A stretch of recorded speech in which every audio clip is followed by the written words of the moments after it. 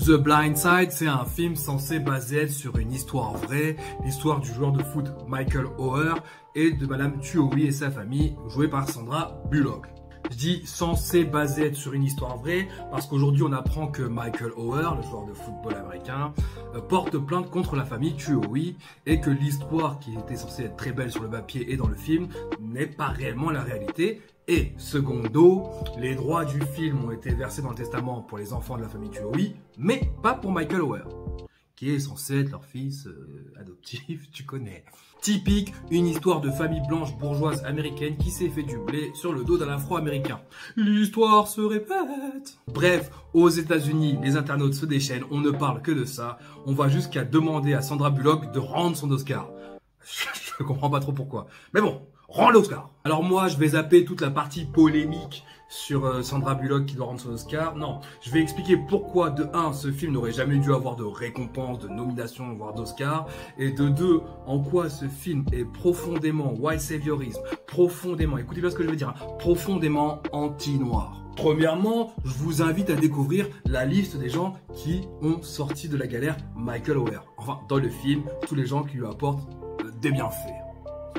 Alors, pour commencer, voici la liste des gens qui vont apporter des bienfaits à Michael Oher dans le film, bien sûr. La réalité est tout autre. Alors, premièrement, on a Madame Tuohy et sa famille. Ensuite, on a sa prof qui voit tout de suite chez lui un talent. Ensuite, on a son prof qui est sceptique mais qui l'encourage. Puis, le directeur d'école. Ensuite, Madame Sue, sa prof particulière. Et bien sûr, son coach, le coach Cotton. Y'a rien qui vous choque? Dans la liste que je viens de vous montrer, y'a rien qui vous choque. Ok, maintenant, voici la liste des gens qui l'ont retenu vers le bas, qui l'ont mis la tête sous l'eau. On commence par sa mère qui est une junkie, qui a fait 12 enfants de pères différents et qui ne s'en occupe d'aucun. Ensuite, on a le vendeur de vêtements qui lui parle très très mal avec désinvolture, c'est soit tu prends les habits, soit tu dégages, de toute façon ça va rien changer à ma vie. Ensuite, tu as l'assistant social nonchalant qui lui s'en bat les steaks. Puis, tu as la femme à l'accueil des services sociaux. Alors, elle, il y a une queue immense, mais elle se maquille, elle parle mal, elle mâche un chewing-gum. Il a fallu que Madame Tuohy, Sandra Bullock, arrive avec ses grands talons pour faire changer les choses. Et bien sûr, le gang qui vit en bas de chez lui, qui vend de la drogue, qui parle mal, qui le menace. Et, encore une fois, Sandra Bullock viendra changer les choses. Parce que tu connais, elle connaît du monde. Elle connaît le préfet. Oui, on a tous vu ça dans les ghettos, des femmes bourgeoises qui arrivent avec des talons au dernier cri, des vêtements dernier cri, qui dit « Je connais le préfet !» Les gens font « Dingue, mais je connais le préfet, là. Allez, on se barre, on lui tire pas dessus. » À calm down. Ça y est, ça commence à rentrer. Tous les personnages blancs sont vus comme des sauveurs. À l'inverse, noir c'est noir, il n'y a plus d'espoir. Surtout pour Michael Oher et tous les autres noirs. En gros, tous ceux qui te ressemblent te foutent dans la merde. En gros, plus. Si tu veux sortir de ton monde de merde, parce que c'est clairement la merde, le seul moyen, déjà, c'est le sport. Et de 2, c'est la philanthropie des personnes blanches. Oui. La philanthropie des personnes blanches, ça sauve des noirs et des noirs tous les ans. Merci, Saint-Blanc. Et oui, tout ce qui se rapproche du blanc est forcément positif. Tout ce qui se rapproche de la blanchitude, pardon, est forcément positif. Tout ce qui se rapproche de la négritude, au contraire, bon bah...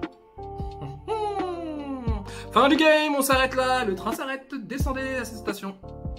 L'enfer. Oui, tout ce qui est noir est vu négativement. Et c'est en ça que ce film fait l'apologie du white saviorisme et est foncièrement, je dis bien foncièrement, un film anti-noir. Le cliché que renforce ce film, enfin la vision que renforce ce film, c'est la vision qu'ont certains blancs des noirs, donc d'être physique, limite, à la limite du singe. C'est ce fantasme qu'ont certains blancs, et pas que les blancs, ont du noir comme une espèce de grand King Kong très fort, très viril. Tu le vois avec le cliché qu'on dit sur les hommes noirs. Ils courent vite, ils sont forts, ils dansent bien, ils ont un gros sexe.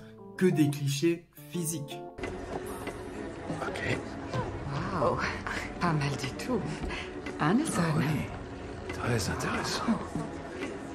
Dis-moi, c'est vrai ce qu'on dit?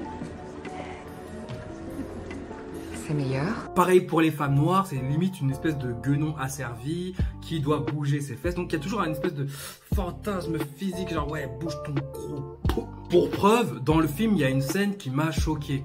Ils font l'évaluation de Michael Oher et dès qu'on arrive au test d'aptitude mentale, il a largement en dessous de la moyenne, c'est des 0,2, 0,6, 0,12. Il y a seulement dans une discipline où il est largement au-dessus de la moyenne, il a reçu 98% sur 100, si je dois le préciser.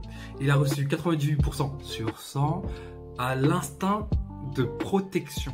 Et moi, ce qui me tue, c'est que ça, personne ne l'a remarqué. Tout le monde a fait « Oui, instinct de protection, c'est possible. C'est les singes, il y en a beaucoup. » Comment on fait pour calculer un instinct, bande d'enculés? Mais oui, c'est clair. Expliquez-moi, comment tu fais pour calculer l'instinct maternel, par exemple? Cette fille, elle a 72% d'instinct maternel. Comment tu fais pour calculer l'instinct de survie? Oh, ce gars voulait survivre seulement à 80%. Dommage, il y avait 70%. Frère, l'instinct, c'est instinctif, donc ça ne se calcule pas. C'est le hasard. Et je dis bien, il n'y a aucune, mais je dis bien aucune étude au monde, scientifiquement parlant en tout cas, il n'y a aucune étude au monde qui calcule l'instinct. Et encore moins l'instinct de protection. Mais pour les gens, c'était logique. Tout le monde est passé à côté de ça. Tout le monde a fait, bah oui, c'est normal, un noir balèze, instinct protection. Mais il est un peu teubé. Tu le vois bien dans son rôle, c'est clairement un abruti, c'est une huître. C'est tellement une huître. Écoutez bien, ils le font tellement passer pour une huître, c'est surtout ça.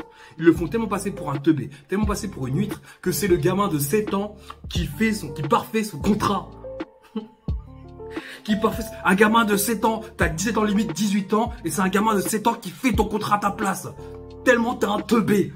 Et tu vas me dire que les Oscars, Hollywood, le NAACP, qui est censé être une organisation de noirs qui promouvoit les noirs de l'élite. Maintenant, tu commences à comprendre quel style de noir est promu. Tu vas me dire que tout ce petit monde-là n'a pas vu ça. N'a pas vu tout ce que je viens de vous dire. Tout ça, tout le monde a fait...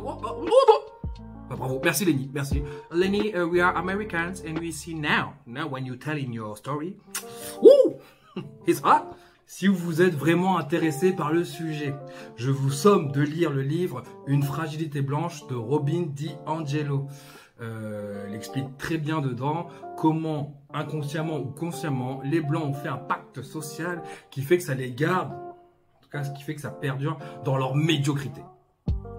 Alors je sais ce que vous allez me dire, ouais super, fragilité blanche, Lenny, c'est pas un peu raciste? Non. Alors c'est une blanche, Robin DiAngelo, c'est une blanche, je vous le conseille. Je conseille à tout le monde en vrai. Blanc comme noir, fragilité blanche. Vraiment, il faut le lire. Deuxième livre que je vous conseille, c'est Le racisme est un problème de blanc, de Reni Eddo-Lodge.